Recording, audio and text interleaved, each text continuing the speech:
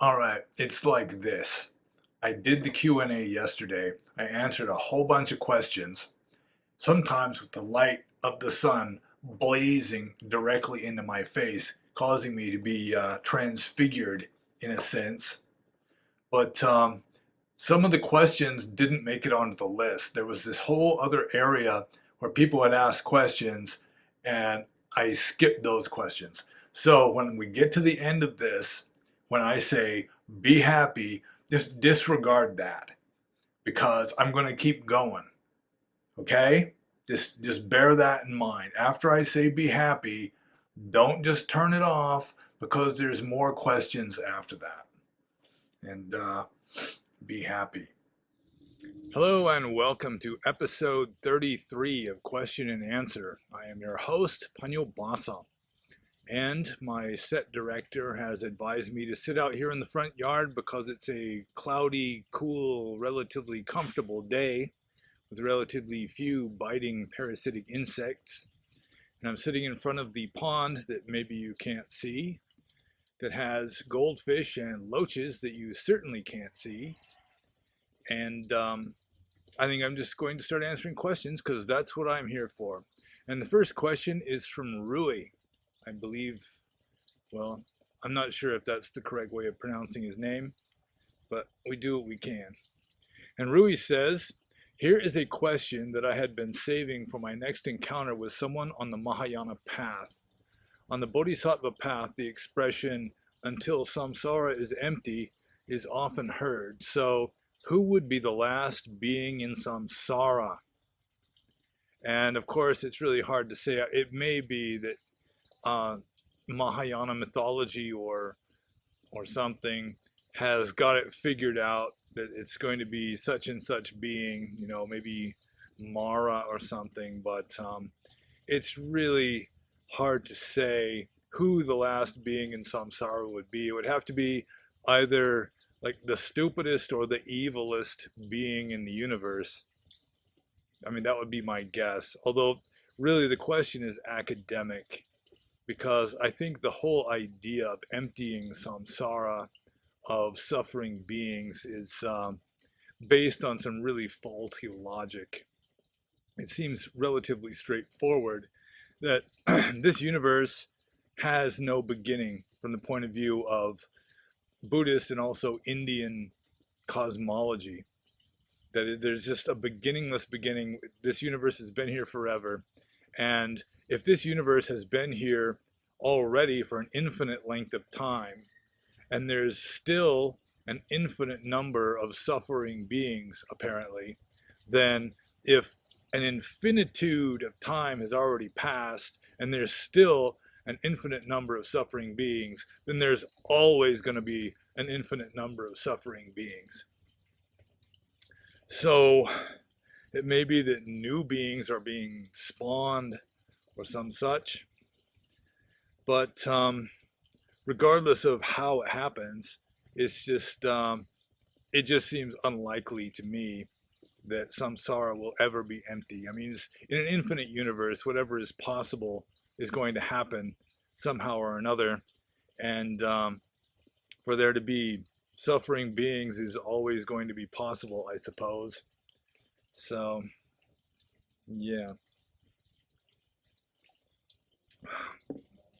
So my answer, I mean, just based on my own opinion, my answer is just be there is going to be no last suffering being in samsara. And it's all kind of an academic question anyway, also because ultimately in Buddhism there are no beings. That you know a being is really just kind of an illusion. So let's just move on to the next question, also from Ruhe. And this is kind of a semi-question. And Ruhe says, well, I suppose the best way to turn the following into a question is to ask, so, Panyo, what do you think of the following? The issue with the mentioned Shambhala, we are beyond causation thing. Oh, he's referring to a statement that I made or somebody else made. I think maybe it was Brian Ruhe made it in a previous video, like a recent video. So I'll get back. I'll start over. The issue with the mentioned Shambhala, we are beyond causation thing, stems from a rather mysterious teaching that appears in Nyingma Dzogchen, perhaps in Mahamudra transmission as well, that states, from the primordial, there is no sequence between cause and effect. This sure makes sense as an armoring against first cause and then potentially creationist doctrines. What I find surprising is the sophistication of the statement. It was certainly not meant as a viaticum for rustic cave-dwelling devotional yogis. It seems to require a novel mixture of conceptual grasp and mystical vision. I almost said mystical fiction. Caught myself. So, I mean, the key here, the key thing that he wants my opinion on is the statement, quote, from the primordial, there is no sequence between cause and effect, unquote. And so I assume what that statement means is that ultimate reality is not causing the illusion. That ultimate reality is not causing this universe to seem to exist. And I agree with that. And I've tried to kind of touch on that when I'm explaining the Theravada Buddhist conception of Paticca Samuppada, that you've got, you know, everything that exists in this universe, like this, is kept in existence by causes and conditions. But those causes and conditions are also kept in existence by other causes and conditions. So you have this vast mutually conditioning web of causes and conditions. And it's, I mean, they're causing each other in like a conditional or a virtual or potential way that ultimately they don't really exist. They're, in a way, they're based on the ground of ultimate reality, which you can say is, you know, infinite and formless. And again, you could just go back to the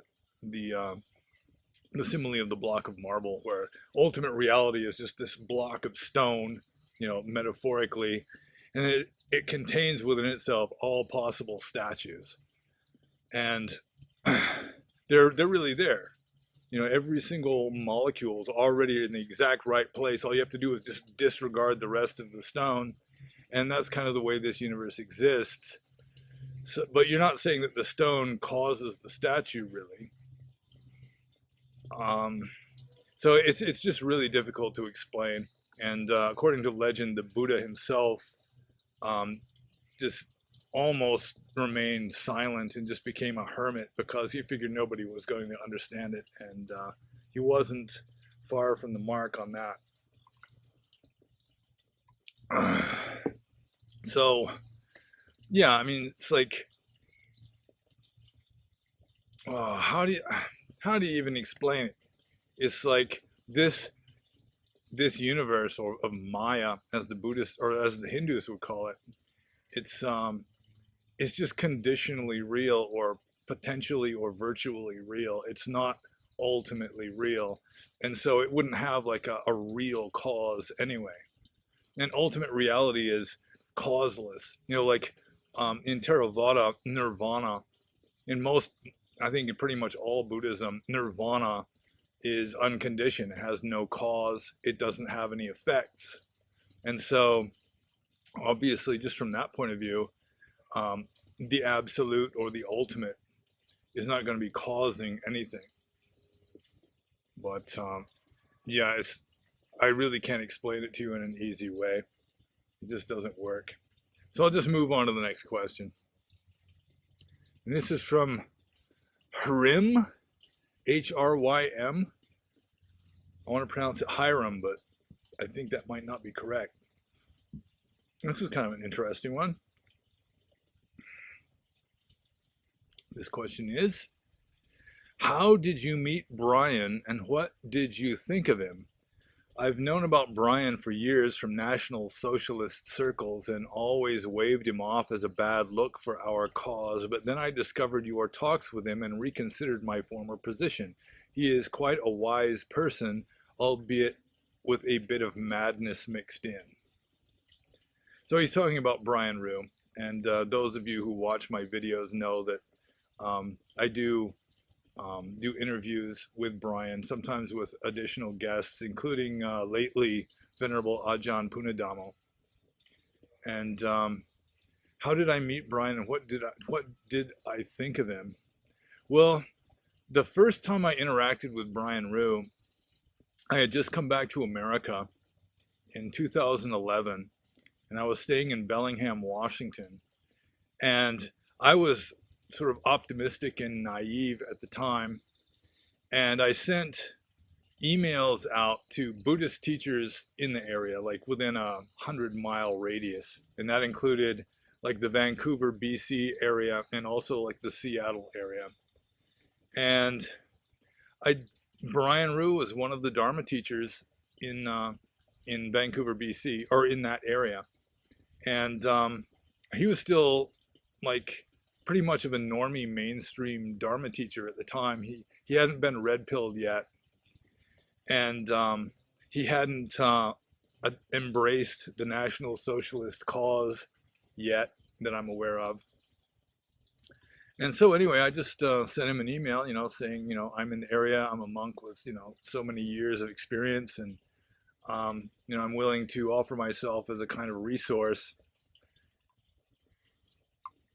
And I got a polite email back from Brian saying that, he's just kind of fending for himself, and he really just doesn't have the resources to have visiting teachers or anything. And that was it for several years. And then around 2017, 18, thereabouts, apparently somebody who liked my blog contacted Brian and told him that he should consider me as some kind of Buddhist resource or something. And by that time, Brian had been red pilled and had started the Thule Society, or he had sort of taken over the Thule Society or something, which is sort of a Nazi-ish kind of website. And he contacted me asking if I would be willing to be the spiritual leader of the Thule Society. And if you look on my blog, I mean, this is a few years ago, but it was like my answer to the Thule Society, where I was, respectfully declining becoming spiritual leader of this group. But somehow from there on, we started interacting, and I started doing videos with Brian. That was sort of how my video career started, was just Brian and I doing videos. We did probably about 200 of them, and most of them aren't even on my website. In order to find all of them or most of them, you'd have to go to Brian's BitChute channel, and he's got a playlist called Buddhist Monk Truthers that consists mainly of videos between him and me. But so that's how I met him. But what did I think of him? And we've never actually met in person, not in this lifetime anyway. But what did I think of him? Well, I think what Harim says about him at the very end here, he is quite a wise person, albeit with a bit of madness mixed in. Yeah, he's obviously a sincere and good person, and he's got wisdom. He's a sincere Buddhist. He knows more about Buddhism than most Buddhist teachers, I think. And I mean, he's kind of eccentric. He's got some strange ideas.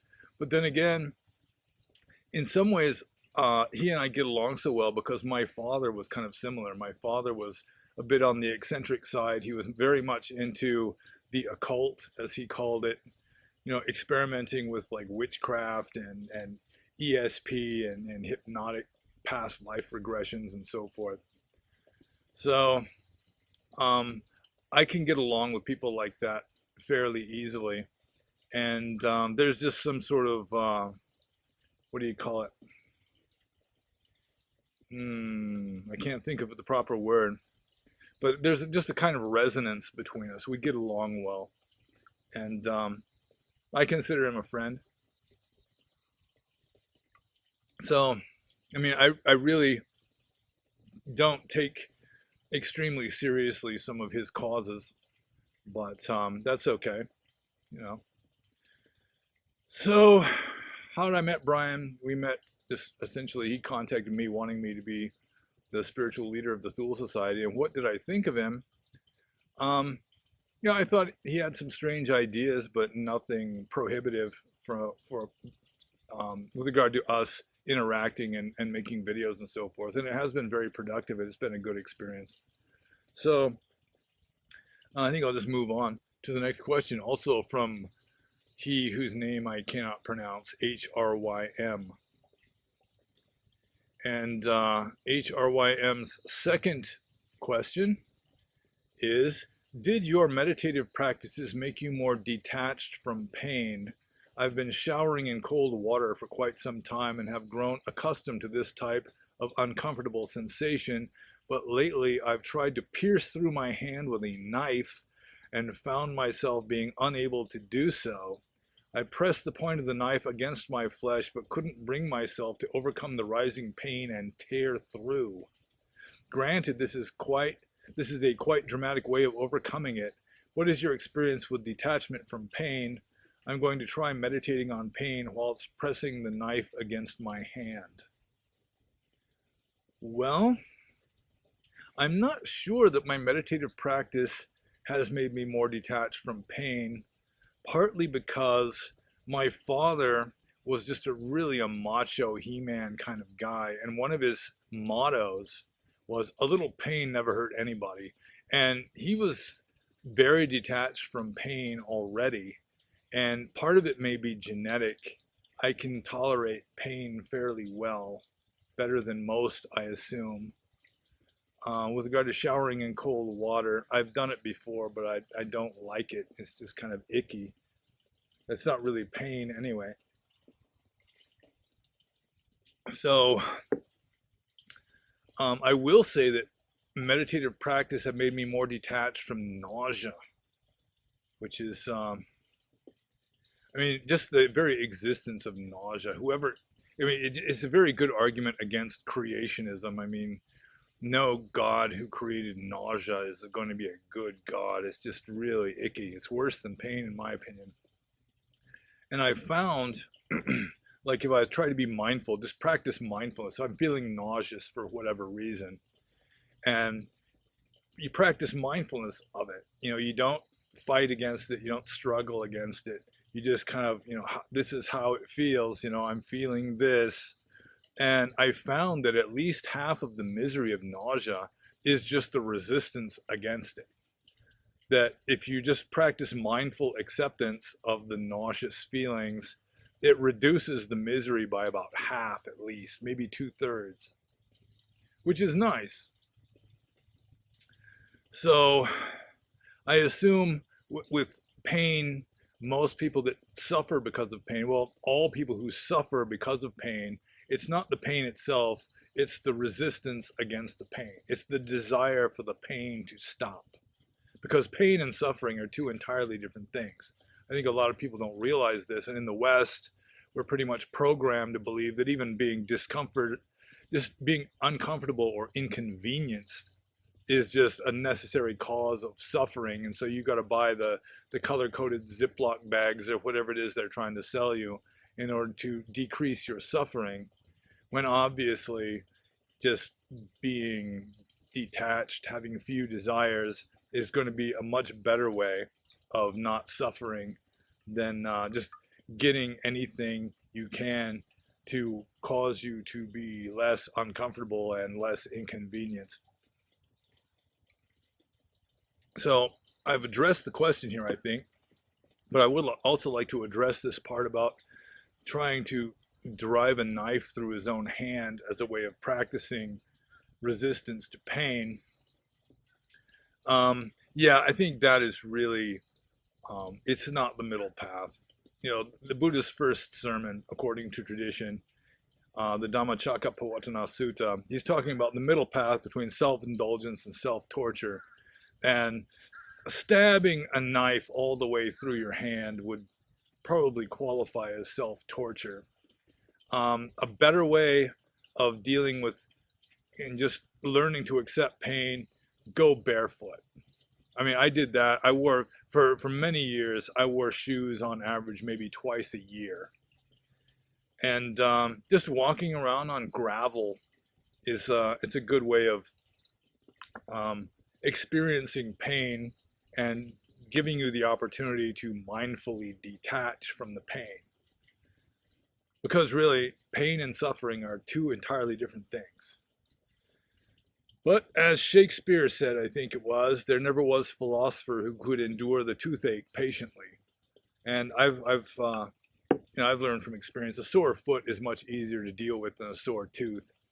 To some degree, it's just farther away from the brain or something.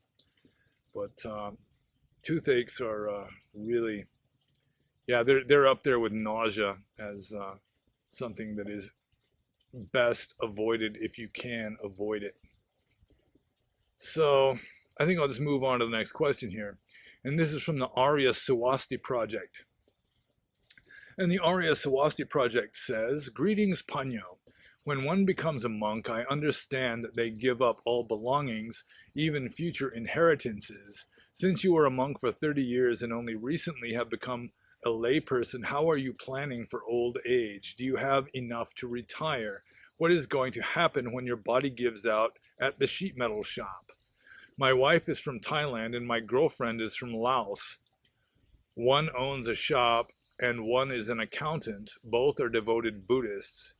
And I'm thinking of moving everyone in the same place and quitting work when the time comes. I'm still relatively youngish now, but I'd really rather that be sooner than later. Is that wrong? Warm regards, much respect, sadhu, sadhu, sadhu." Well, this, like the previous question, is it's like two parts, both of which I think I should address, even though only the first part is the question. Um, it is true. I mean, I didn't have anything set by I have almost no family connections, so I was just on my own when I dropped out of the monkhood. Generous people made some donations to help me get started, so I had maybe $6,000 or $7,000 to get started on, and I'm doing fine at present. I'm not making a whole lot of money, and as a monk, I was making pretty much zero money. Uh, so really, I have little choice but to have faith in my own karma. Like in Christianity, give no thought for tomorrow. You know, what you will eat, where you will sleep, and I've been doing that most of my life. Just, I mean, you can kind of compare it to the grasshopper and the ant, where I've been the grasshopper, and sooner or later, harsh reality is going to come down on my head. But nevertheless, both Jesus of Nazareth and Gautama Buddha taught that you really should just put yourself at the mercy of the universe, and God will provide.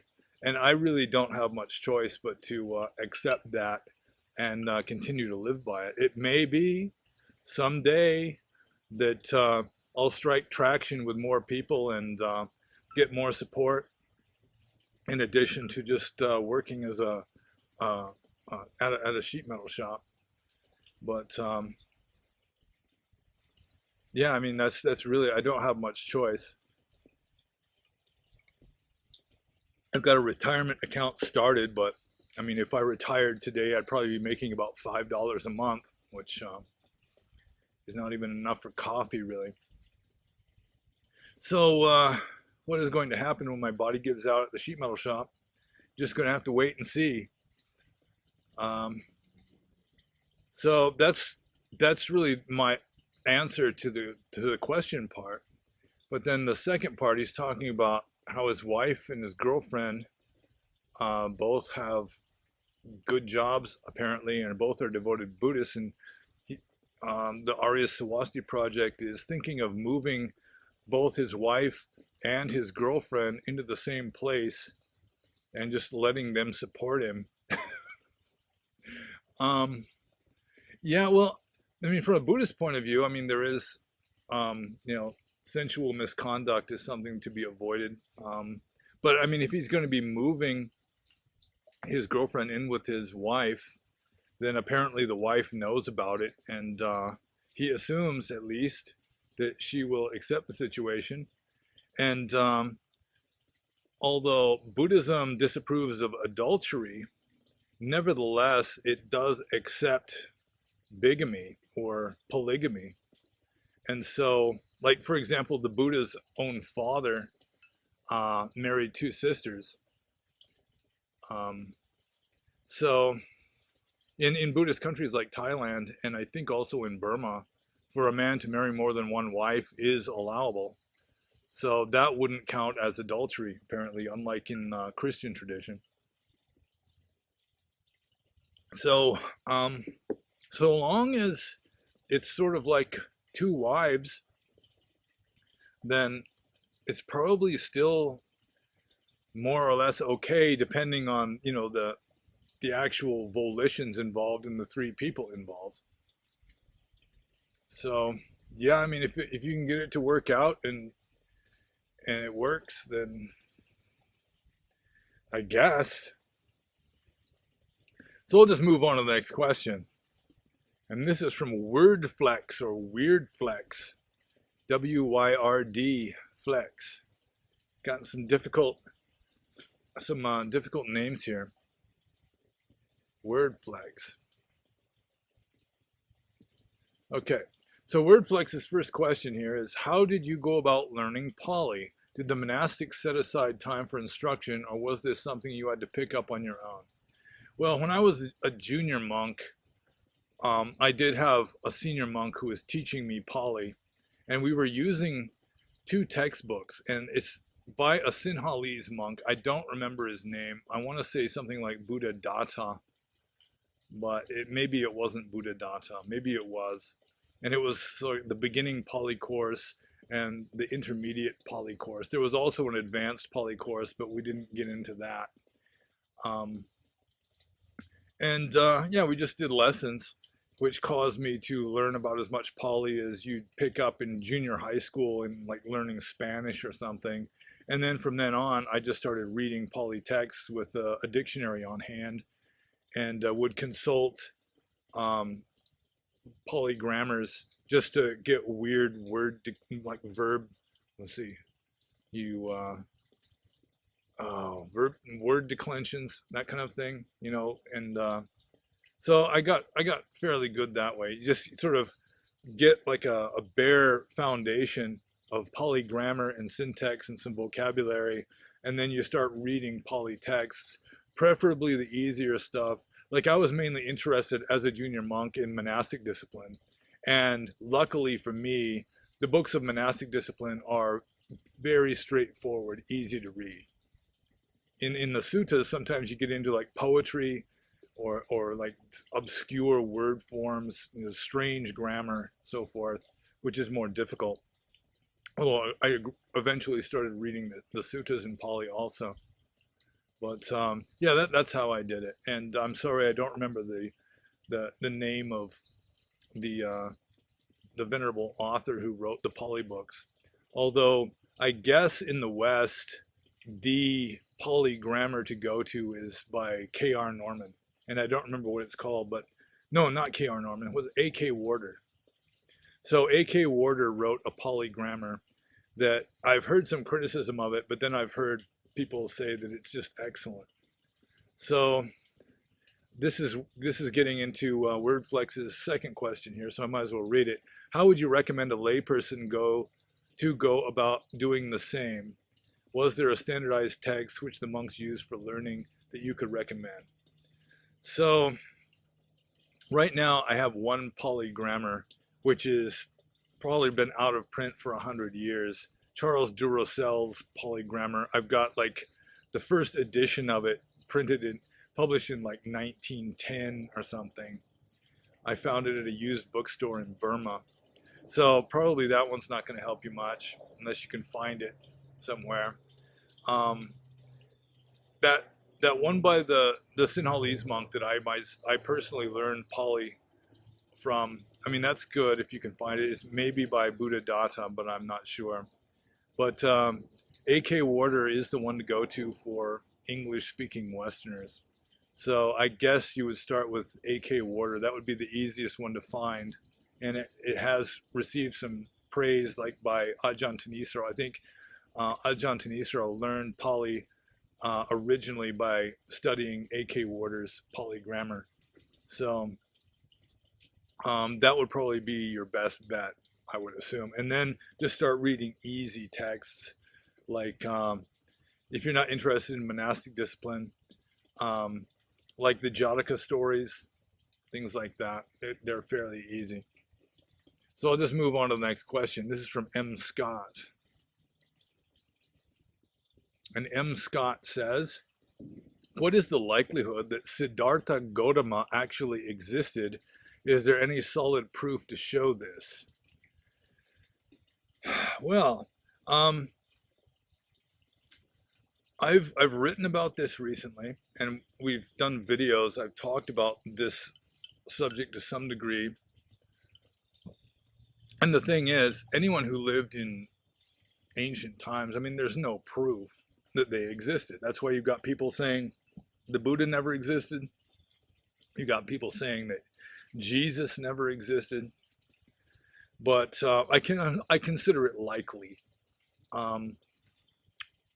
There are like stupas, like where his relics are supposedly enshrined, and I mean that in itself doesn't mean very much. I've seen so many fake relics. You go to Burma, and there's entire like museums, little hokey museums, like near a pagoda or something, and there's just all these relics of Buddha, not only our Buddha, but like previous mythological Buddhas who lived in prehistoric times, and famous saints and so forth, and most of them are fake.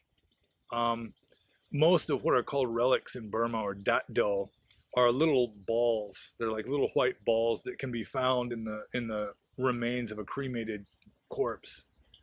And I've heard the theory. My sweetheart said that it's probably like gallstones or something like that. But that's considered to be, not only in Burma, but in other Buddhist countries, more or less proof that the person was a fully enlightened being. But I have seen the Peshawar relics. And the Peshawar relics, which ironically the Burmese ignore, they've got like a pedigree that you can trace back to the time of the Buddha, where after the Buddha died, he was cremated. And there's still a big burial mound stupa kind of structure in, where was it that I saw that in India? I'm having a mental block. It was near where the Buddha died. So there's still like the burial mound for one share of his relics that are there in, it's not Sarnath. I'm sorry, I'm having a mental block. But anyway, apparently the Emperor Ashoka broke open some of these and divided the relics of the Buddha into a larger number of stupas.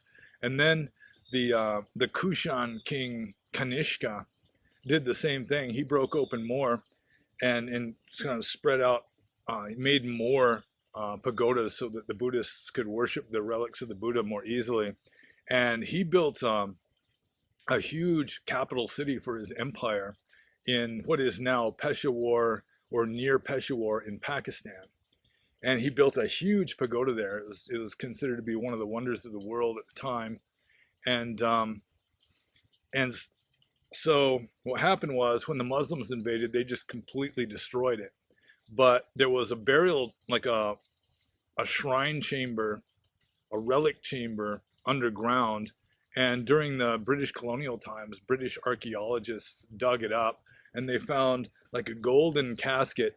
Inside the golden casket was a crystal, like a little crystal vial, and it had the name of Kanishka engraved on it, and it had little pieces of burnt bone. And there's a good chance that Kanishka would have tried very hard to get like genuine relics from one of these older relic chambers. So, I mean, that's about as good of evidence as you're going to find, other than just, um, you know, I mean, the Buddha had like a personality that you can see that he's not just pure mythology. Or if he is sort of fictional, then it would be the creation of one or very few people, just getting the basic details of his personality worked into the earliest Pali texts. So I think it is very likely that the Buddha existed, and that Jesus of Nazareth existed. And I think there probably was even an original version of like Hercules and Achilles, Rama and Krishna. And they were just ancient heroes that got mythologized, got lots and lots of stories cooked up about them, and they got conflated with other beings, especially the Greeks. You know, their worship of Hercules, they'd settle in some foreign land where they had a hero that was similar to Hercules. They would say, well, it was Hercules, he just traveled to this area. And yeah, I'd say it's very likely the Buddha really existed. But the name Siddhartha, which is here in the question, what is the likelihood that Siddhartha Godama actually existed? Siddhartha is not found in the earliest text. That's a later accretion. Like the name of Godama's, his wife, the Buddha's wife, also, there are different versions of it in different texts. So the Siddhartha part might just be mythology. You know, it means something like, the goal attained, which is, a suitable symbolic name to give to him. But the Godama part, that's probably authentic. That it's a family name. The Godama it's a clan name, and it means something like cow tamer or cow herd, something like that. And it is true that it was primarily a Brahmin name, like a Brahmin clan name. I'm not sure how the Buddhist family got named that, but the Buddha will call his cousin Ananda Godama, and his stepmother was Mahapajapati Gautami, because like a female Godama would be a Gautami. So, in all likelihood, he was a member of the Godama clan in what is now Nepal, and also the Shakya tribe. The Godama, it would be like a family, and then the Shakya would be like the tribe that he belonged to, the ethnicity. So yeah, it's likely, but there's no way of really proving it. So might as well. I mean, technically, there's no way of proving that we exist when you really want to get down to it. So I'll just move on to the next question, which is from Surfan. And Surfan says, when's the next installment of Beauties in Meditation? And that's referring to my blog. I've made about 3 installments of Beauties in Meditation, or Beauties of Meditation. And it's essentially beautiful young women sitting in meditation, usually in the full lotus position, and often in a state of nature, which means they're not wearing any clothes. And I have enough pictures to make another one, although I do have a sweetheart now that I'd have to run it past her to get. I don't want her getting mad at me. Other people get mad at me, that's fine, but when you're living with a woman, you have to keep her in good humor almost all the time, if possible. But I mean, theoretically, I could post it next week. Probably won't, but I could. And any of you who are interested, you can just look on the pictorial tag of my blog, and you'll find the first 3 installments. Because I mean, the whole philosophy at the time, I was a celibate monk at the time that I posted these installments of Beauties in Meditation. And in a way, it was sort of combining the best of both worlds for me. You know, it's like the beauties of femininity combined with, you know, the profundity of spirituality. You know, so like I don't know. That was my rationale at the time. So I'll just move on to the next question. And this is from Arain. And Arain posted a link to a video that I watched, or I watched a similar video on the same family. And Arain says, in this video, Breakfast with the Whitakers, depicting a completely impoverished and somewhat disabled hillbilly family on YouTube, how would you describe their karma from a Buddhist perspective? Seems to me conventional first impressions may be deceiving. How about the karma of the gentrified California couple who traveled there to film them? And any of you who are interested, I'll probably forget to post the link under this video, but there is a YouTube channel called Soft White Underbelly. And just look up the Whitakers, spelled with two T's, Whittaker, Whitaker, on the Soft White Underbelly channel. And you'll find a number of videos where he is visiting this family of, I mean, on the title of the video, it has inbred family.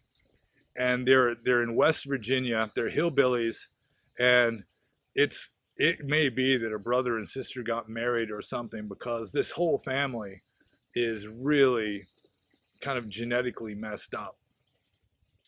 And some of them are just like literally what used to be called an idiot, like with an IQ below 40. Like one of them just mostly makes just like barking dog noises. And there's one woman who's almost completely mute. And they live in squalor, in just this rundown shack. And I think Arain is asking the question because they seem happy. Or at least like the one that barks like a dog. I mean, he's just cheerful, and you know, you don't see him really unhappy about anything. And I mean, that's true of like a lot of mentally disabled people. You know, they seem happy almost all the time. For that matter, even like animals, you know, they seem relatively well composed most of the time. So Arain is asking, you know, what kind of karma would cause somebody to be born into this kind of a family with, you know, their eyes pointing in different directions, and at least half of them being severely mentally retarded.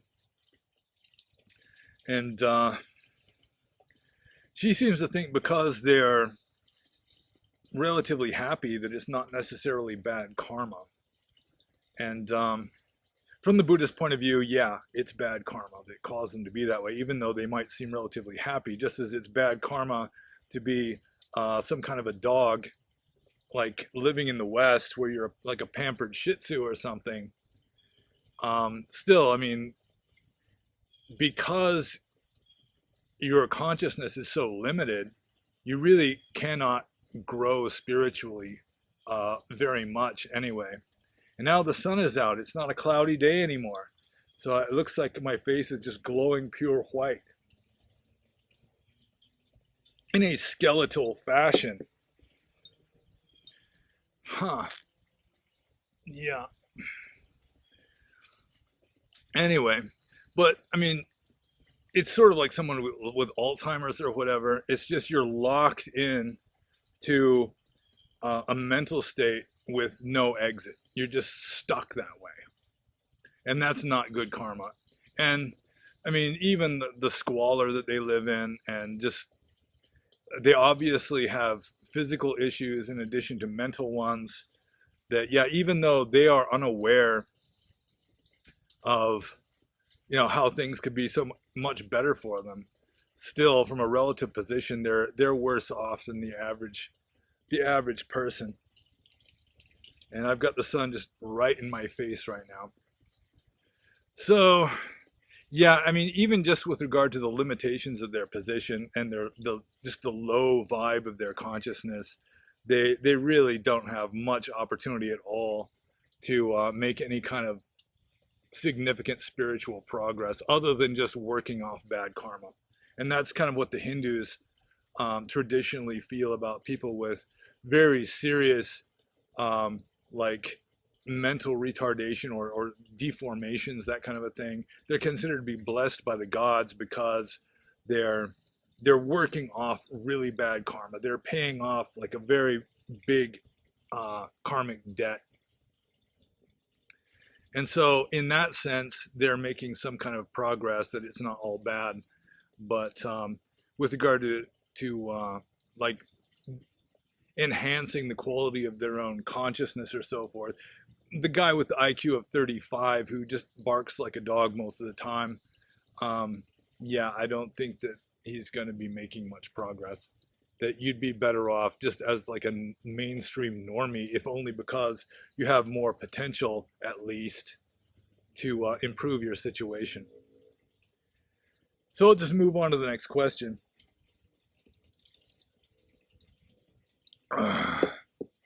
And this is from Noah.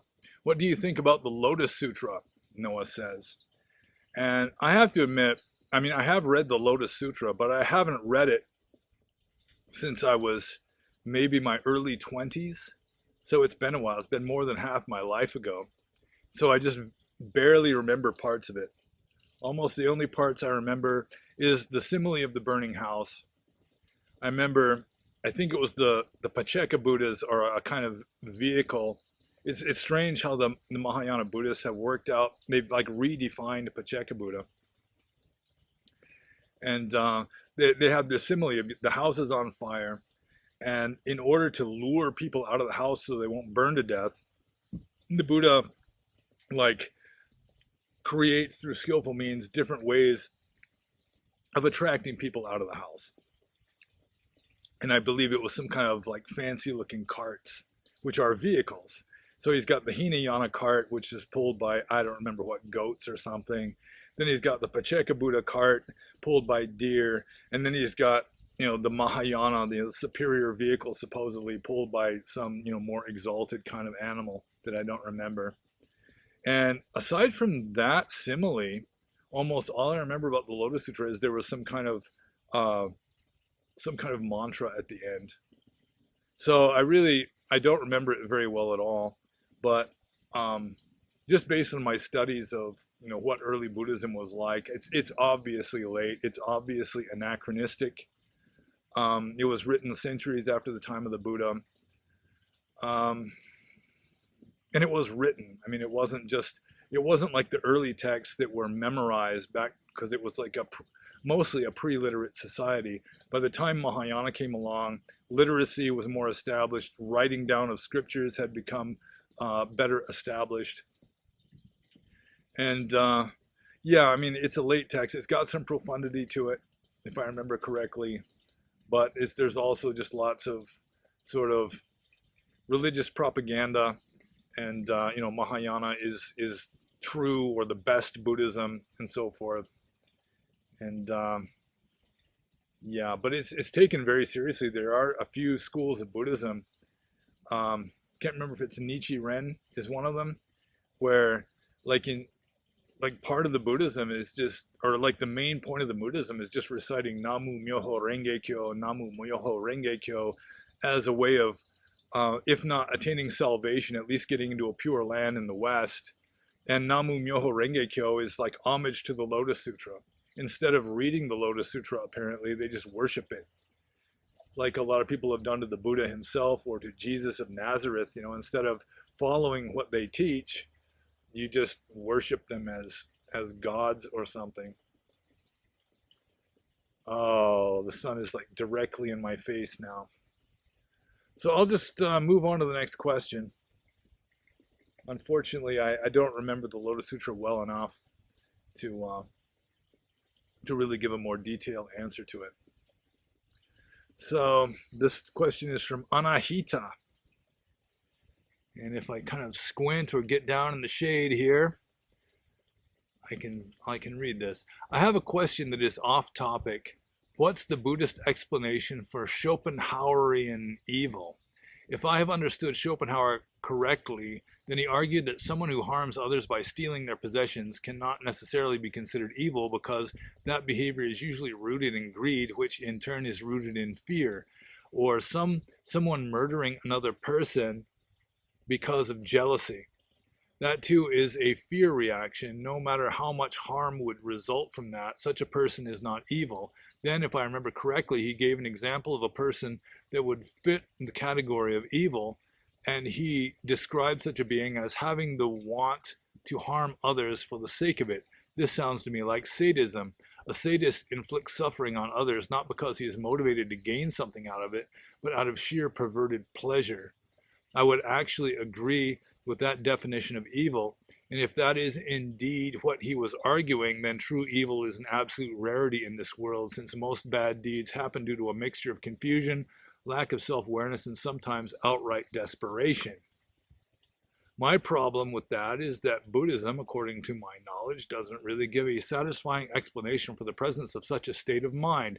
Buddhist, as well as many Hindu texts that I have read, even many antinomian ones like the Kularnava Tantra, call all kinds of things evil. Ignorance is an evil, not following Dharma is an evil, but there is no mention of the existence of sadism, which to me is the only thing that truly deserves the category evil. Everything else is just confusion, in my opinion. Even the Suras of Hindu mythology aren't truly evil in that sense. The Neoplatonic explanation of evil is the most unsatisfying. Religions like Christianity would probably say that the sadistic person in question must be possessed somehow by a malevolent spirit. But how does Buddhism explain this? If possible, I would also like to hear the opinion of Ajahn Punadhammo on this. Well, Ajahn Punadhammo is not here at present, so we're going to have to bypass the venerable monk for the time being. But yeah, I've pointed this out before. We've done videos on Schopenhauer and evil, or just evil, and I would point out that Schopenhauer's definition of evil is the most clear cut, I think, where he's saying that, you know, like Anahita here says, that just someone who's just absolutely ruthless, like a sociopath who will just trample anyone who gets in his way to attain his goals, is they're not evil, they're just greedy or selfish. Whereas Schopenhauer says that somebody who, a truly evil person is someone who causes suffering just because he enjoys causing suffering. You know, it's like causing suffering is its own reward. You know, that's like the whole point of it. And there is mention of that in the Pali text. I mean, there's ill will, which I think, for the most part, it would include that anyway. It might not be limited to that, but it would include that. But of course, Buddhism, it has a different definition of evil. And I mean, it's evil is a word. In Pali, it's called papa.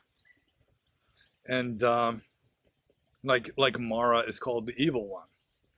And in a way, Mara in a way is kind of along the lines of Schopenhauer's definition of evil, in that he's mainly just interested in keeping everybody in samsara. In that if you can't be bad, if you can't like lure you into being bad, he'll lure you into being good, because you're stuck in samsara either way, and you don't escape from evil, or you don't escape from suffering, I mean. So, I mean, there is mention of it in the Pali text in early Buddhism, but nevertheless, Buddhism does have a much wider definition of evil, and that, you know, just any kind of causing suffering to others, especially if it's like deliberately a volitional act of causing suffering to others, that you know you're causing suffering and you don't care, or you like causing suffering. Yeah, obviously that's going to be bad karma. And I mean, even if you're talking about sadism, I mean, sadism can also be a rooted in, you know, some other kind of motive, like somebody like the Emperor Tiberius. who liked watching people get tortured to death. I guess Chairman Mao in China also enjoyed watching people getting tortured. And I mean, it could be rooted in just misery. You know, you've got like this unbearable, some kind of misery or angst or sorrow or something inside of you that, I mean, you can't be happier than others unless you make others miserable, and then you can sort of feel happy by comparison. You know, at least I'm happier than that person there. And you know, I think there's a lot of that just in just hatred, some of it racial hatred, that kind of thing. It's like a person is unhappy, and so they want to inflict misery on someone else just so that they will be relatively happy, even if they're not, you know, like absolutely happy, at least in comparison to the person who's getting lynched or whatever. So yeah, I mean, it is touched upon, like ill will would be sort of Schopenhauerian evil, you know, wanting to cause suffering to others. But there's always going to be other factors involved, even in Schopenhauerian evil, I assume. Mara, I suppose, would be one of the best examples in in the Buddhist texts. You know, as a kind of sadist, he's a subtle, sophisticated sadist living in a high heaven realm. But nevertheless, I mean, his whole like agenda is keeping as many beings as possible from escaping samsara, thereby escaping his power, and thereby just staying in misery, or at least not freeing themselves from suffering. So, but I do think that Schopenhauer's definition of evil is a valid one. But that doesn't mean that evil can only have one possible meaning. And I think like the Buddhist broadening of the term into to including, you know, all sorts of things um, is also valid. Words can have more than one meaning. So I'll just move on to the next question. This is from Fred. Fred says, I am intrigued by the connection between good acts and metaphysics or bad acts. What is the reservoir? Is it chitta? And he asked this question not in the usual channels, but it was a comment to a different video where we were talking about, I think it was Buddhism versus atheism. And one of us mentioned that Buddhist ethics are not based on what most religious ethics are based on. Most religions will say, you know, X is good and Y is bad because God says so. Whereas Buddhism doesn't have a God decreeing what is right and wrong. It's just based on, you know, deep psychology and human nature. So that anything that brings you closer to enlightenment can be called good.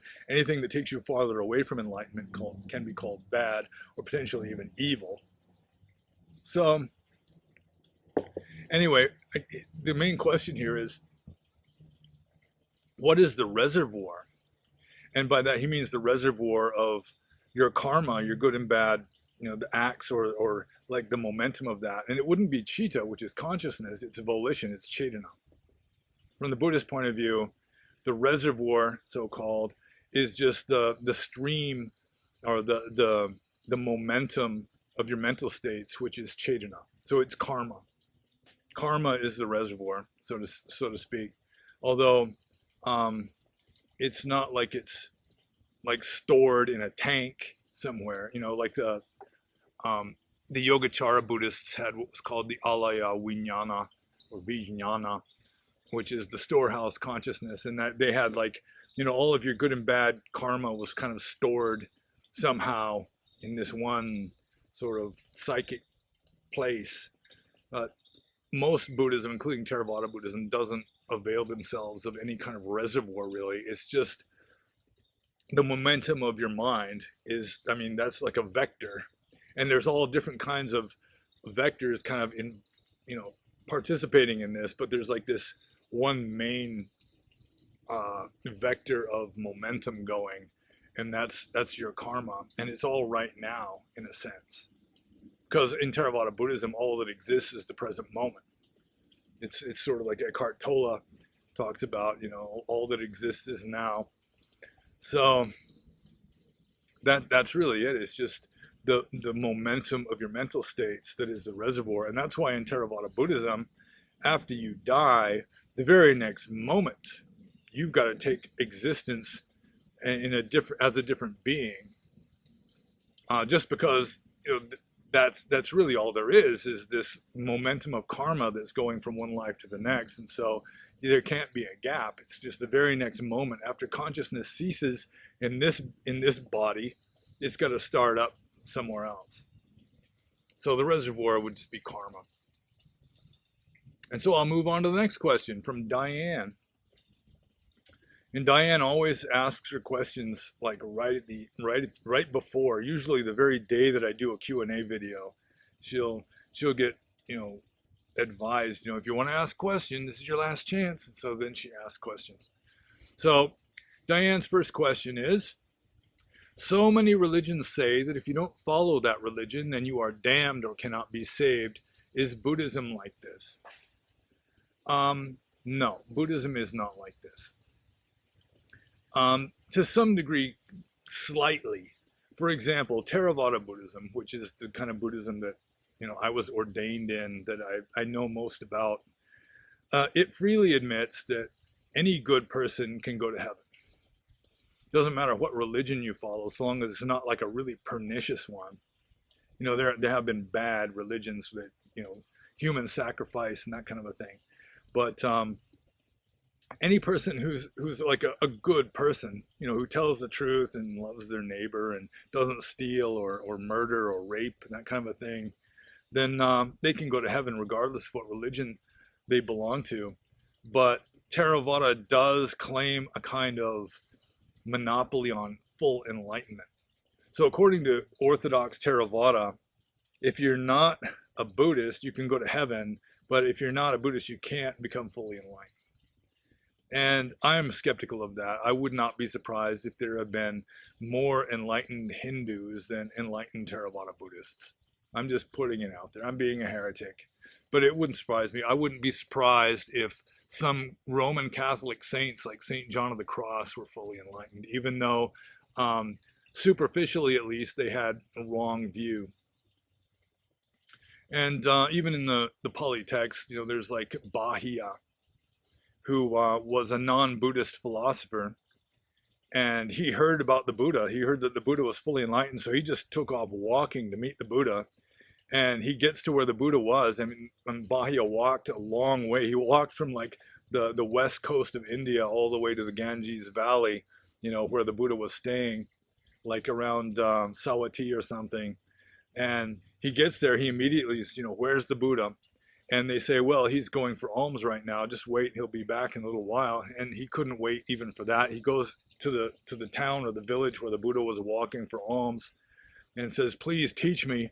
The Buddha says, I'm walking for alms, can you wait a little bit? And he says, no, I don't know when I'm going to die. I need to know now. So finally the Buddha gives him this cryptic sort of koan like a little sermon that lasts, maybe 20, 30 seconds to say the whole thing. And that was it. That's all it took for Bahia, and he became enlightened. So he wasn't ordained as a monk. And I mean, technically he wasn't even really a Buddhist, although he clearly had a lot of faith in what the Buddha was teaching him. But getting back to the question, Theravada Buddhism says that if you're a good person, you can go to heaven regardless of your religion, but only Theravada Buddhism, or just Buddhism in general, only that is like a vehicle to nirvana or full enlightenment. But I'm skeptical of that, and I do think that members of other religions, so long as they're detaching, it doesn't matter. I mean, if you've got wrong view, but you're not detached to it, I mean, it's just a cultural thing. You just kind of stuck with it. Like St. John of the Cross, he lived in 16th century Spain. So I mean, if he wasn't a Christian, he was going to have the Inquisition on him. So I mean, he really didn't have much choice. That was like your only choice. But they practiced the same kind of meditation techniques, like samatha and also mindfulness. And he was a master of jhana, in my opinion, just reading his writings. And I think there's a good chance maybe he was wiser than the founder of his own religion. He may have been fully enlightened. He would have made an excellent Buddhist. So this heretical Buddhist says, I don't even think that Theravada Buddhism or Buddhism in general has a monopoly even on full enlightenment. So I'll just move on to Diane's next and last question. This is the last question of the day. And that is, in Christianity, it seems like Jesus is idolized as the supreme being. In Buddhism, is Buddhism like this with the Buddha? Well, originally, I don't think the Buddha or Jesus was claiming to be the highest being in the world. But both of them got essentially deified. The Buddha is claimed to be a human in Theravada Buddhism, just setting aside all the Mahayana developments. But in Theravada Buddhism, Godama Buddha is declared to be human, but I mean, he was like 27 feet tall and he had, 40 teeth and all these strange physical peculiarities that would be just impossible in a human being. And he's not God or even a God, but you've got like the two chief deities of the early Hindu pantheon coming down and worshiping him. You've got Mahabrahma and Saka, who is the same as Indra. They're coming down and they're bowing down to him, and Indra at least becomes a good devout Buddhist and a Buddhist saint, even though he was kind of a warrior god for the early Indo-Aryans. So it's just human nature that you idolize the founder of your religion. I think Muhammad is like one of the main exceptions to this, and that he was so human. He was literally, he was a pirate, he was a bandit. He had many wives. He killed people, sold women and children into slavery, raped and so forth. So, I mean, there was so much relatively recent information about Muhammad, and he was living in sort of a dark age, kind of a primitive society anyway, that they just accepted that Muhammad, even though he was just a guy and not even necessarily all that wise of a guy, he was chosen by God, by Allah, to be his prophet. And there is some of that like in the Old Testament too. It's like, who was it? Jeremiah, I think, who was just unwillingly pretty much coerced into being a prophet. So it was something like that. But getting back to Christianity and Buddhism, yeah, it's kind of the same phenomenon. The Buddha wasn't turned into a god, but then again, in ancient India, gods were small g gods and weren't really the supreme being anyway. So yeah, so it has happened that most Western Buddhists do not deify or idolize the Buddha, other than maybe just having the idol, like the statue, like that statue, if you can see it. They'll bow to the statue maybe, but still they consider the Buddha to have been a man. He was a man who attained the highest possible state that a human can attain. That he escaped from samsara. He transcended samsara. But yeah. But then again, you go to a traditional Buddhist country like Burma, and yeah, there's a lot of people there who really. I've been asked a number of times, was the Buddha God by Buddhists? But so they'll worship the Buddha. They believe all the stuff about 27 feet tall and all that. But I mean, how can he get married? How can he have a kid if he is 27 feet tall? So yeah, I mean, technically, according to the tradition itself, you don't just worship the Buddha. You just follow what the Buddha taught as well as you can. And I mean, the Buddha is almost irrelevant. You know, Dharma is true regardless of whether the stories about the Buddha's life are true. You know, the Four Noble Truths are still true regardless of any person named Godama that lived in ancient India. So, um, so the answer to this question is the Buddha idolized like Jesus is idolized as a supreme being? It's yes and no. People that who are just living in a very traditional, almost pre-modern culture will just follow their tradition, follow their culture that has essentially deified the Buddha. Or some people they're just not ready for like the higher, more advanced aspects of Buddhist philosophy and Buddhist practice. You know, they just want something to worship. You know, they just want the ceremonies and the stories and so forth. And so, worshiping the Buddha works for them. And like I was mentioning, there are a few sects of like Japanese Buddhism. They pretty much worship the Lotus Sutra. They've idolized and essentially deified a book. But that's not peculiar just to those sects. That happens in other religions also. So I guess that's it. I think I've answered all the questions for better or for worse. And if you have any questions you want to ask, feel free to include them in the comments below. If you have access to the Discord server, you can ask them there. If you're signed up on Subscribestar, you can ask them there. And you know, feel free to take a look at the URL links below, including the little advertisements for my books, and be happy. So, welcome to the appendix to Q&A number 33. Pretty sure it's number 33. These are the questions that didn't make it onto the list, either because they were asked in an area that I forgot to look at, or there were a few people who asked questions right after I did the Q&A, just like a matter of hours last night after I did the Q&A yesterday. So I might as well answer those too. So we got more questions. And I will attempt to answer those questions. And so here we go. The first question, or the 16th or whatever it is from BPAT427. And BPAT427 says, are you familiar with the Bahitawi forest cave monks of Ethiopia? Are you familiar with any other African renunciate monastic traditions? Well, I've never heard of the Bahitawi forest cave monks of Ethiopia. All I know about any kind of African monastic tradition would be like Coptic Christianity. And I don't know very much about that. I do know that it exists.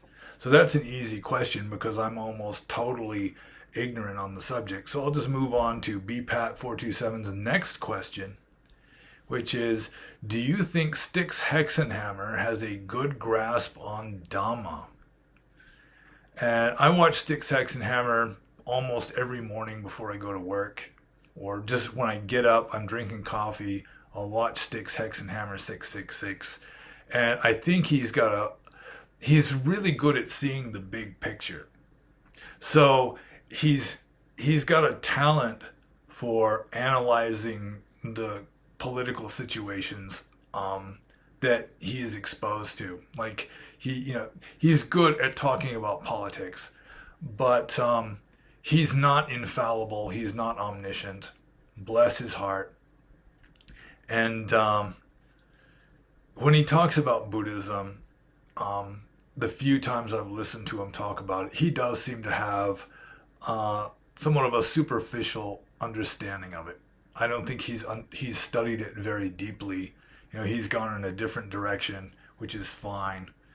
And also, like when he talks about Burma or Myanmar, he really doesn't know very much about what he's saying. So it's just as well that he doesn't mention it very often. So I like Styx Hexenhammer. I think he's really good as a political commentator, but and it may be that he understands sort of occultism and that sort of thing much better than most occultists do, for all I know. But he does seem to have kind of I don't know. It just doesn't seem to go very deep. I don't know. Maybe that's just me, but I really don't. I do not consider him to be um, a valuable source of information on spirituality, but I do consider him to be a valuable source of information on politics. So I think we'll just leave it there. So the next question, the last question by BPAT427 is, and I don't fully understand this question. When will hashtag free Manu be trending? And I assume this is kind of a joke because the spiritual right group to which I belonged and kind of still do belong, um, it has gone dormant for the past few months, maybe 2 or 3 months. And this is partly because Manu, who is more or less the leader of it, um, he's been rethinking what he wants to do and rethinking and rethinking. And he's not in prison, but he is sort of bound by indecision, it seems. So, yeah, it's hard to say exactly when the spiritual right will get going again, if it'll even get going again. But Manu is he's already free as far as I know. He's not in prison. So I'll just move on to the next question, which is from Rakasa. And Rakasa says, sometimes when the Buddha provides a definition in the suttas, he just repeats the word or phrase he's defining. For example, in his discourses on the Noble Truths and Eightfold Path, sorrow is, quote, the sorrow, sorrowing, state of sorrow, inner deep sorrow in someone who has undergone misfortune, unquote. And right livelihood is when a noble disciple gives up wrong livelihood and earns a living by right livelihood. Why do you suppose the Buddha does this? Well, just because it says it in the book doesn't mean that the Buddha said that.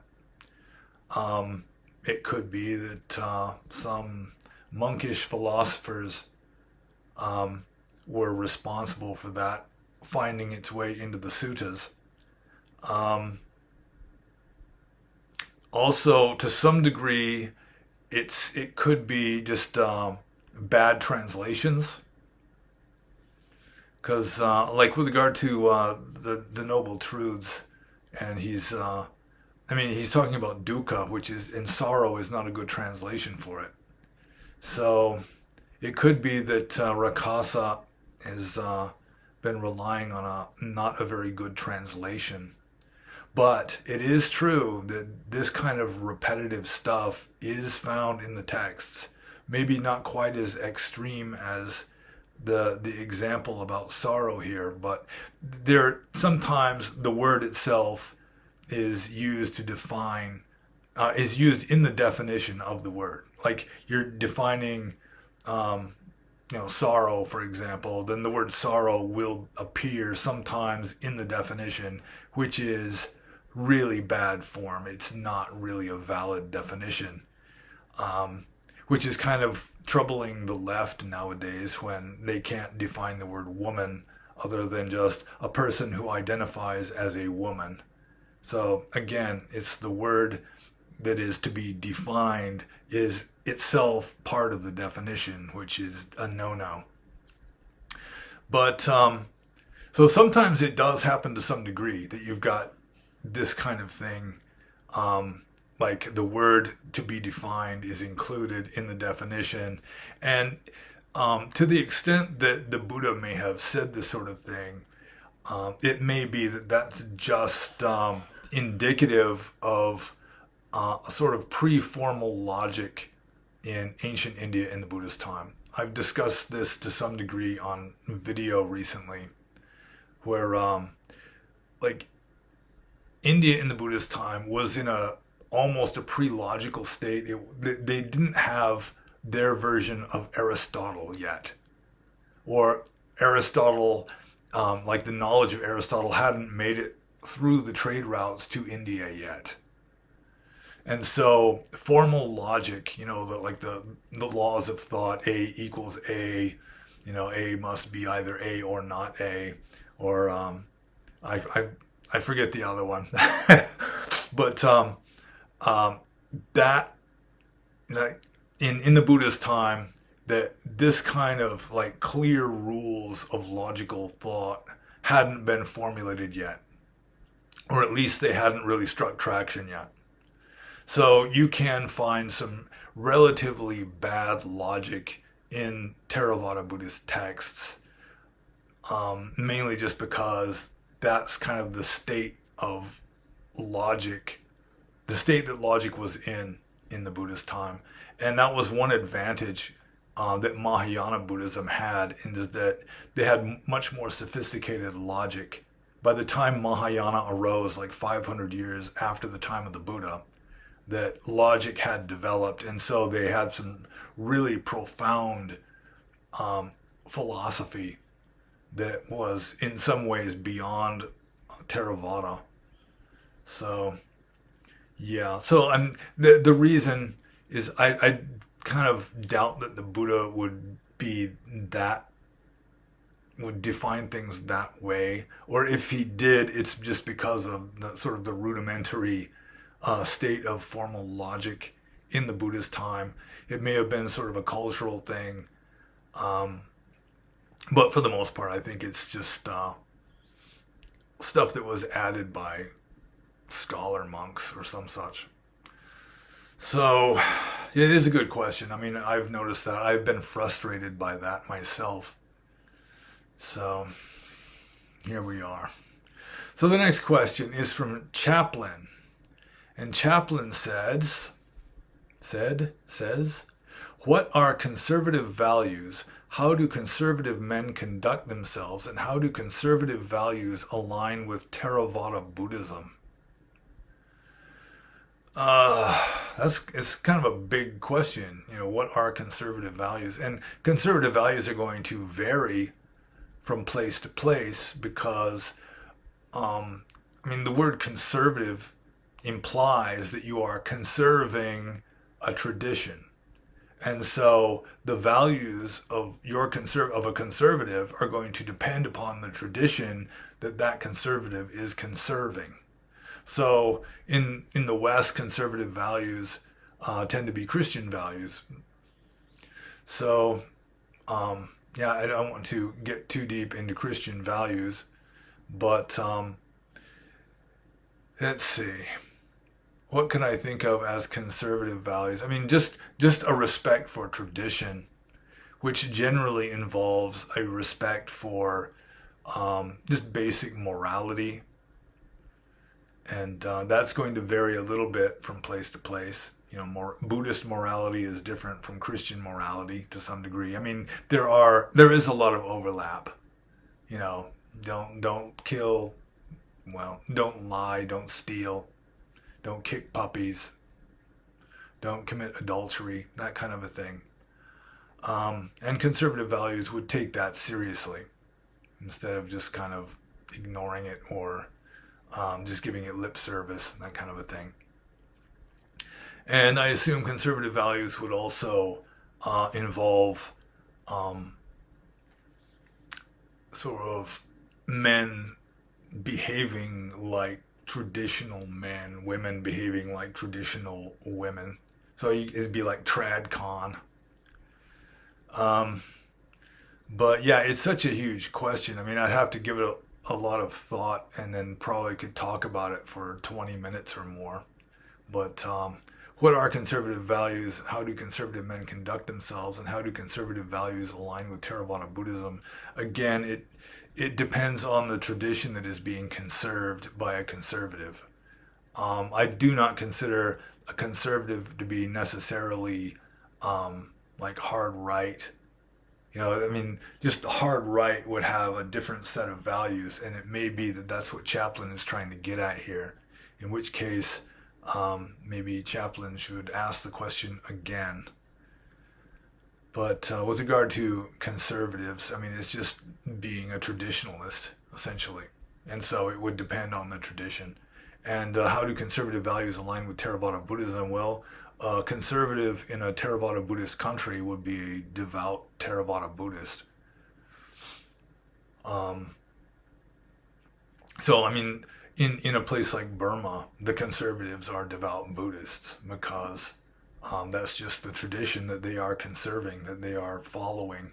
Whereas in the West, um, the tradition that is being conserved tends to be something along Christian lines. And so that's why you've got the people who are not conservatives are more inclined to follow Buddhism in the West. So it's sort of a liberal or even hard leftist.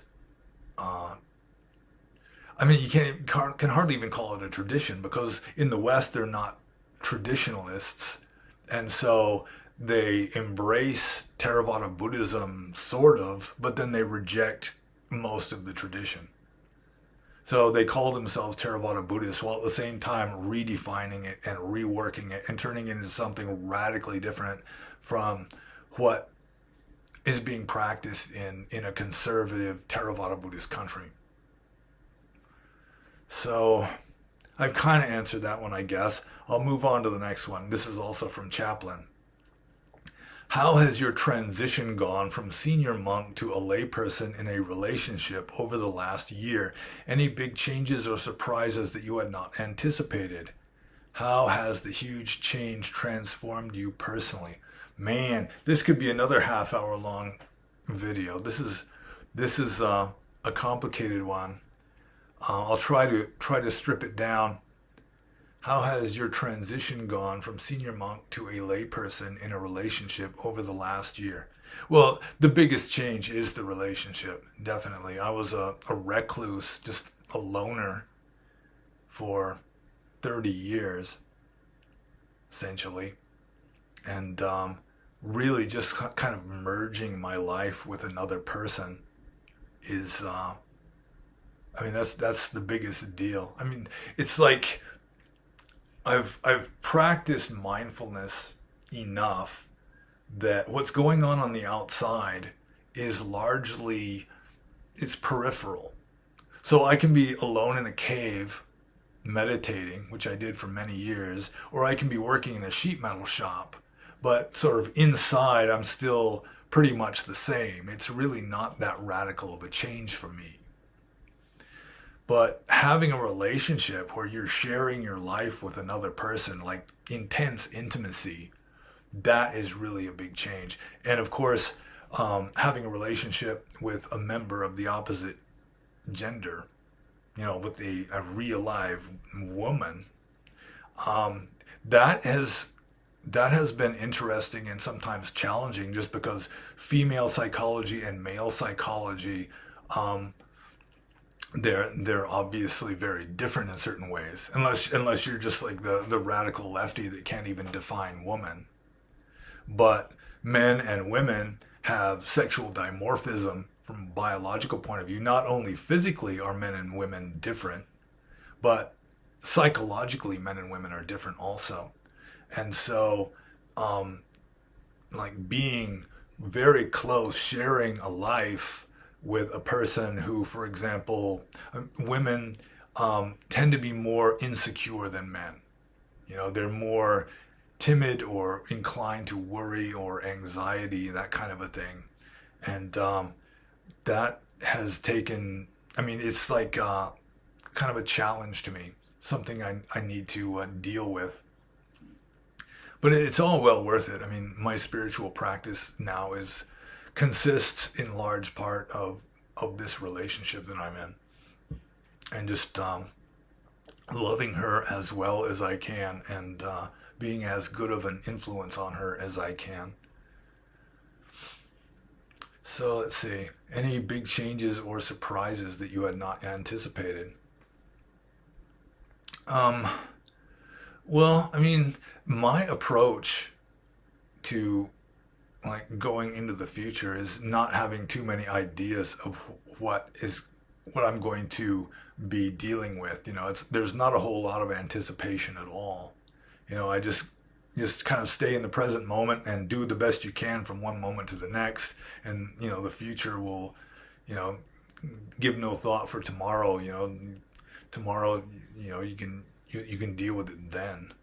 So I mean, still you have to try to be prudent and maneuver yourself in a good direction. But yeah, that's one difference between me as a male and my sweetheart as a female is she's trying to anticipate the future and plan for it and worry about it and stew over it sometimes, and it just is kind of alien to my way of going about things.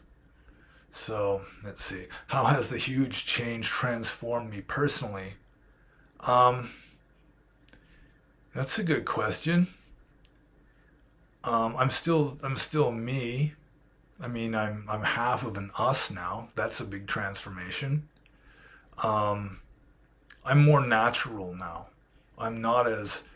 It's kind of strange, but being a monk is you're living kind of an unnatural lifestyle, and that it kind of creates a certain like chronic frustration or a kind of friction that has now largely dissipated. I'm probably healthier now than I was as a monk in certain ways, anyway.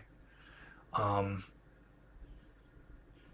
yeah, but yeah, there hasn't been like a huge transformation other than just in addition to being me, I'm also half of an us. That's like the main transformation, and it's all good. So I'll just move on to the next question, which is from Surfan. I think that's how to pronounce his name. And Surfan says, is it possible to ordain for a relatively brief period, say 1 to 3 years, in the Theravada tradition? And yeah, I mean, you can technically be ordained from 1 to 3 days in the Theravada tradition, at least in Burma and Thailand. Maybe not so much in Sri Lanka. But yeah, it's very common for a man to like during Thinjan, like the New Year's festival, which lasts 5 or 6 days. A lot of men will just go to the monastery and be ordained for 5 or 6 days during Thinjan, or they have a vacation. They ordain during their vacation. I've had old guys bragging to me, I've been ordained as a monk 17 times, So yeah, that's easy. 1 to 3 years. That's easy. It happens a lot. In fact, I was told in Thailand. I mean, I was told this quite a while ago. It might not still be the same, but I was told that in Thailand, any monk that's been a monk for 5 years or more is called Ajahn, just because most monks don't last that long. Most people who are ordained as monks do not remain in robes their entire life. The king of Thailand, it's the tradition that the king of Thailand is ordained as a monk for a relatively short time, certainly less than a year in most cases. So, yeah, you can do that. Like if you go to Burma to a meditation center, there's a good chance if you're gonna be there for like a month or something, you could probably be ordained as a monk. And I do not like the idea. I might as well. I mean, when I was a senior monk, when I was an abbot, I just refused to do temporary ordinations. And I'm not talking about 1 to 3 years. I'm talking about 1 week or 2 weeks or 1 or 2 months, because usually the person who was being ordained just doesn't know anything. He doesn't know the rules of monastic discipline. He's probably still got money. Um, so it's just a bad idea from my point of view. I just didn't want to deal with it. Although it is easy. It's like the tradition in Burma, and I'm pretty sure in Thailand also, that you can just go to certain monasteries and be ordained. Um, you don't even have to be a Theravada Buddhist, which is also just kind of crazy. I saw a Catholic priest who was ordained as a monk, without. I mean, he wasn't even a Buddhist. He was a Christian, and I've met one Mahayana monk. I've mentioned him in a previous video, that he was a Korean Mahayana monk with the gray pajama things, wearing those, and he went to Pandita Rama and was doing intensive practice there in the Pandita Rama in Rangoon, and he didn't like being treated like a layperson because he had to go behind the ordained Theravada Buddhist monks. And so he was ordained without even disrobing from being a Mahayana monk. And as soon as he left Pandita Rama, he probably just took off the orangey brown robes and put on the gray pajamas again, and didn't have to go through any kind of reordination ceremony or any such thing. So, so the short answer to Sirfine is yes. And I'll just move on to the next question. And this is the very last question, for real this time. This is really the last question. This is from Moncomt, I think is how you pronounce this. Moncomt. Moncomt. Here's one, Bante. What kind of job can you get so you can practice the path with the least distractions possible? I mean, I know you might answer become a monk, but I'm just not ready to do so, to be honest with you. I used to work in a pretty busy, noisy, stressful type of environment, and it clearly makes things very hard. If you can point some fields or type of occupation that leaves a bit of space for mind. And the other question is about meditation. Oh, okay. So this is two questions here. I'm going to separate them. Okay. So I'll answer this. This wasn't for real the last question after all. Sorry about that. He asked two questions here. Okay. So the question here is, what kind of dharmic occupation can you have that won't just completely distract you and lure you into samsara, or just harass you into samsara? And well, I mean, there's like two ways you can go about it. You can get a job that is helping people. That you're earning merit by what you're doing. You're working like in a hospital or something. Where you're actually helping people. That would be a dharmic job, but it would be like the meritorious kind of job that could be very hectic. Like if you're like an ambulance driver, you're going to be helping a lot of people, saving lives, but you're going to be exposed to all kinds of craziness and just really awful stuff, like nightmarish stuff sometimes. So that's like one intense route of a dharmic occupation is like a hospice nurse or something like that, where you're helping people, but at the same time, it can be very, it just fills your mind with what's going on. And so it can be very samsaric, while at the same time, it's meritorious, where you're actually, helping other people, maybe even saving lives. But the other approach, which is the approach I've taken, just through karmic coincidence, I guess, is I'm working in a sheet metal shop, and it's laid back. If you're working as a kind of manual laborer, then you're not bringing your work home with you. I mean, I still have dreams about driving forklifts and that kind of a thing, but I mean, you can just kind of leave your work at work, and then just come home and relax and do whatever you want to do. And so, like a job that's just manual labor, it's good for you. Like maybe, I don't know about construction, but just running machines, running a forklift, maybe even being a truck driver. That would be like a simple and potentially meditative kind of job, where you're just sitting there doing your thing. So being a truck driver also, I mean, you're just kind of a wanderer. So maybe something like that. But it would be just a simple, more or less blue collar, manual kind of a job that preferably you're not interacting with other people that are just talking all the time. That may be a challenge for me in the future. I still haven't got the sales rep job that I was offered, but it looks like it's going to be happening soon. And just sitting up front next to two women that are discussing, small children's preferences in breakfast cereals and so forth, that could really be a trial for me. But working in the back, you just, sound of machines, you want to talk, you can talk. but for the most part, you can just mind your own business and do your job. And I actually like that. So that's what I would suggest. I mean, those are your two choices if you want a dharmic occupation. Either the positive dharmic occupation of helping people, which, as I say, can be very stressful, or there's like the passive dharmic job, which would be more monk-like, I think, where, I mean, you're just doing a simple job, possibly a repetitive one, possibly driving a truck or some such, and you can get meditation in there, like working in a sheet metal shop. There are plenty of opportunities for mindfulness meditation when you're doing like repetitive actions, running something through a machine or something like that. So that's what I've done. And so I'll just move on to, for real, genuinely, the last question. This is also from Mon Comte. And this question is, and the other question is about meditation. How can you make the meditation time a habit? I find it very hard to keep going with daily meditation.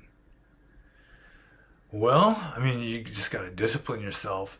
You set up a time, probably the easiest, right after you get up in the morning or right before you go to bed. And, instead of reading a book before you go to bed, or instead of watching Styx Hexenhammer videos when you first get up, you just sit down and meditate, and then you just do it whether you want to or not. You have to force yourself. You have to be firm with yourself. You have to tame yourself if that's what you really want to do.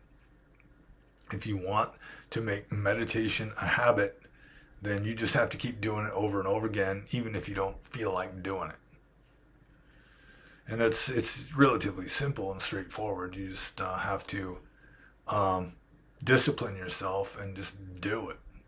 Having a group can help, although having a group where you sit with them every day might be kind of hard to manage.